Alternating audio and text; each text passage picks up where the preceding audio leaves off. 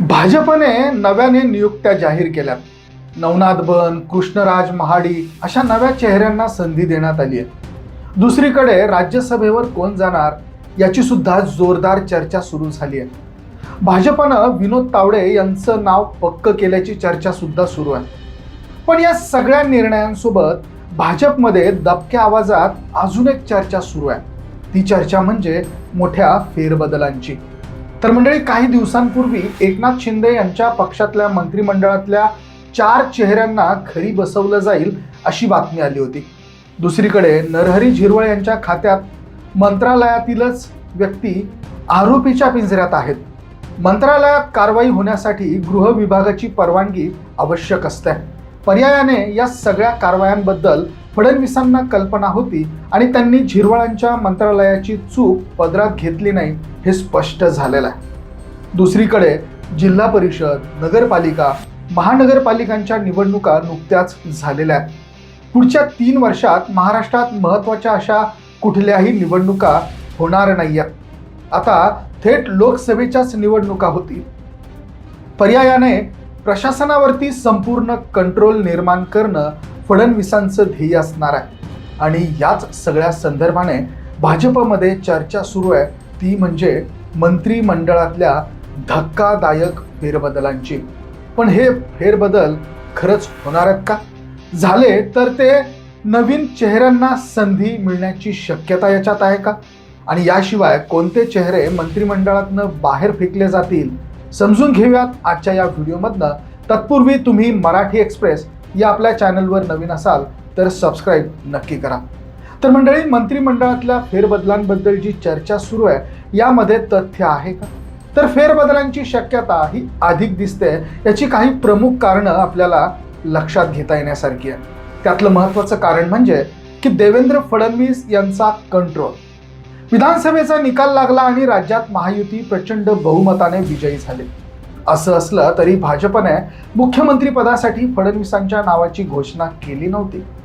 त्यांचं महत्त्वाचं कारण म्हणजे भाजपचं हे कमांड नेतृत्वाची चाचपणी करत होता असंही सांगण्यात आलं. देवेंद्र फडणवीस मुख्यमंत्री पदावरती विराजमान झाले तर ते 5 वर्षात राष्ट्रीय राजकारणात दावेदार ठरू शकतात आणि म्हणून फडणवीसांचे पंख छाटण्याचा कार्यक्रम सुरू करण्यात आला असं सांगितलं गेलं. पण लोकसभेच्या पराभवानंतर विधानसभेतल्या यशाला सुद्धा फडणवीस जबाबदार राहिल्याने भाजप हायकमांडला वेगळा निर्णय घेता आला नाही. एकनाथ शिंदे आक्रमक राहिल्याने फडणवीस देखील ॲडजस्टमेंट करण्याच्या भूमिकेत राहिले. आता मात्र जवळपास 1.25 वर्ष झालेलं आहे आणि देवेंद्र फडणवीस आक्रमकपणे समोर आलेले आहेत. एकीकडे एकनाथ शिंदे यांना मर्यादित करणं, मराठा ओबीसी राजकारणाने पेटलेलं राज्य शांत करणं अशा प्रश्नांची सोडवणूक फडणवीसांनी केलेली आहे. पर्यायाने आता मंत्रिमंडळात फेरबदल करून प्रशासनात ट्रान्सपरन्सी आणणं हे प्रमुख धोरण फडणवीसांचं असणार आहे. 3 वर्षानंतर येणाऱ्या लोकसभा आणि विधानसभेसाठीची पायाभरणी म्हणून नव्या चेहऱ्यांना समोर आणणं आणि मर्जीतल्या लोकांना बळ देणं हे आता फडणवीसांना एक हाती करता येण्यासारखं आहे. आणि मग त्यातूनच मंत्रिमंडळाच्या मोठ्या फेरबदलांची चर्चा होताना दिसतीये. मंत्रिमंडळात फेरबदल होतील असं म्हणण्याचं दुसरं कारण म्हणजे की मित्र पक्षांना अंकुश लावण्याची गरज सध्या दिसून येते. एकनाथ शिंदेंना मर्यादित करण्याचं राजकारण यावेळेस होताना दिसत आहे. फडणवीसांनी स्थानिक स्वराज्य संस्थांच्या राजकारणातनं ते पुढे आणलंय. आता याचा पुढचा टप्पा म्हणजे मित्र पक्षांच्या नको असणाऱ्या चेहऱ्यांना नाकारणं. एकनाथ शिंदे मर्यादित झालेले आहेत तर अजित पवार हे हयात नसल्यामुळे अजित पवारांच्या राष्ट्रवादीचं नेतृत्व सुद्धा अप्रत्यक्षरित्या देवेंद्र फडणवीस यांच्याच हातात आलेलं आहे. अशा वेळी भाजपच्या नेत्यांना विरोध असणारे, लॉंग टर्ममध्ये भाजपच्या स्पेसला अडथळा ठरणारे जे नेते आहेत त्यांना नारळ देण्याचं काम फडणवीस करताना दिसू शकतील. तर 100% भाजप हे भाजपचं राजकारण आजवर राहिलेलं आहे.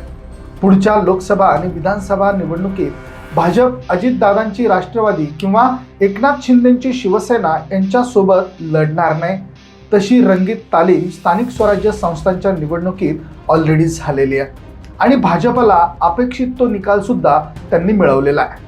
त्यामुळे या दोनही पक्षांना अजून मर्यादित करणं हे भाजपचं लक्ष निश्चितच असणार आहे.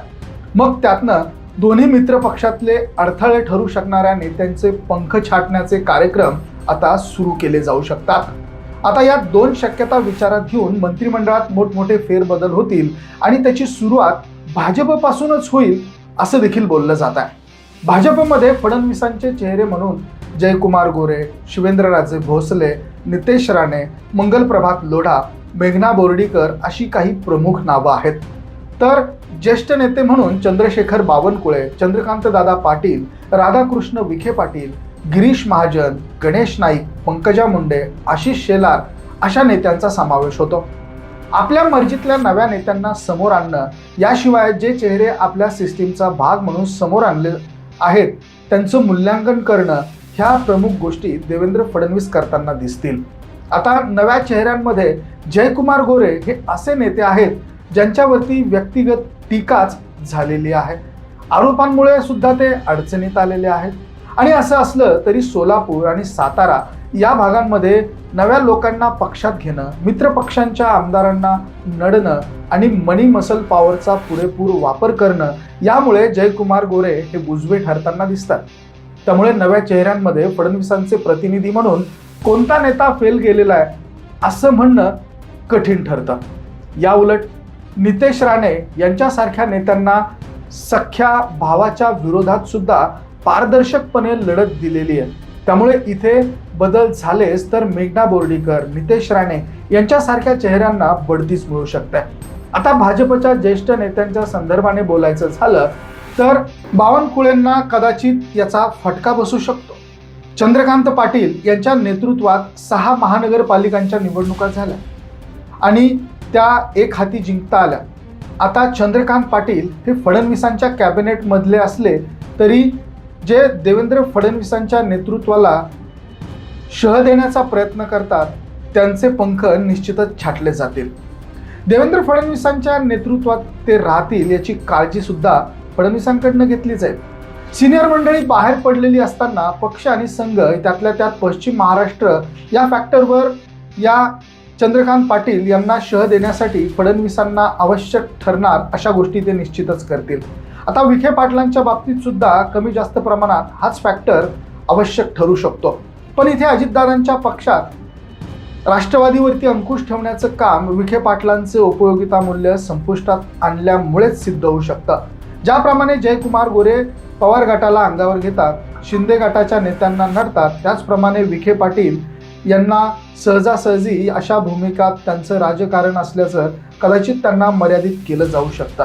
आता गिरीश महाजन यांच्या बाबतीत हा प्रयोग अगोदरच झालेला असला तरी आगामी काळात नाशिकचा कुंभमेळा पाहता महाजनांना वजा करण्याचे चान्सेस हे कमी आहेत.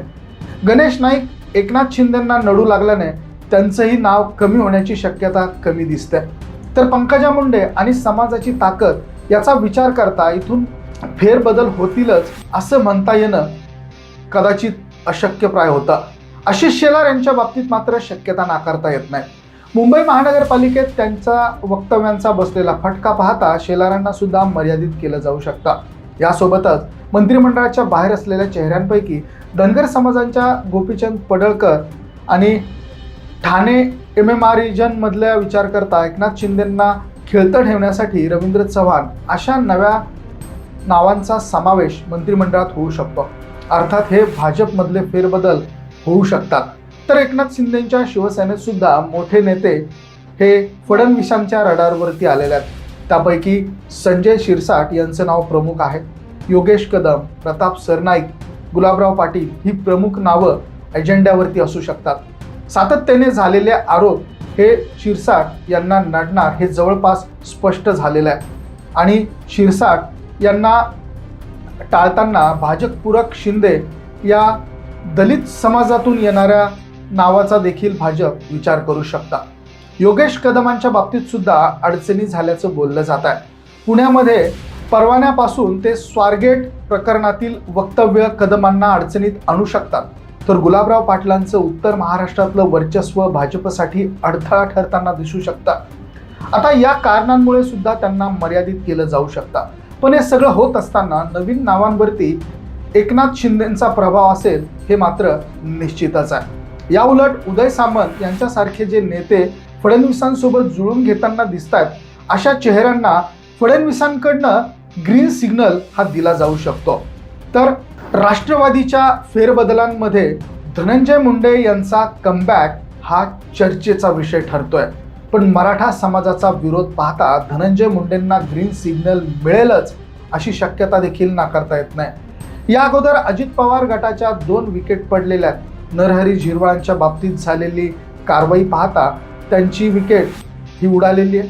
पण त्यांच्याऐवजी आदिवासी भागातनं चेहरा देण्याची गरज भाजप समोर असणार आहे. त्याचमुळे आता राष्ट्रीय पातळीवरती भाजप आणि संघानं आदिवासी भागात सुरू ठेवलेलं राजकारण पाहता या मंत्रालयाचा भार भाजपकडे शिफ्ट करत भाजपकडून नव्या चेहरा देण्याची चाचपणी या ठिकाणी केली जाऊ शकते. त्यानंतर राष्ट्रवादीत मोठे बदल करावेत असे चेहरे दिसत नाहीत. पण मकरंद पाटील यांना मिळणारं बळ भाजपला मर्यादित करत असल्याचं त्यांच्यावरती वक्रदृष्टी जाऊ शकते आणि बाबासाहेब पाटील हे सहकार मंत्री असूनही राज्यात त्यांच्या मंत्रिमंडळाची चर्चा झाली आहे असं आतापर्यंत काही घडलेलं नाही आहे. पर्यायाने इथे सुद्धा नव्या नावाचा विचार केला जाण्याची शक्यता ही वर्तवली जाऊ शकते. थोडक्यात काय तर मंत्रिमंडळात जे बदल होतील ते अंतिम असतील आणि ते पुढील काळात आपल्याला दिसून येतील. तर मंडळी, याबद्दल तुमचं मत काय आहे, तुम्हाला काय वाटतं कमेंटमध्ये अवश्य नोंद करा. व्हिडिओ तुम्हाला आवडला असेल तर शेअर जरूर करा. बघत रहा मराठी एक्सप्रेस. धन्यवाद. फोटोंचे सौजन्य बोल भिडू यांचे.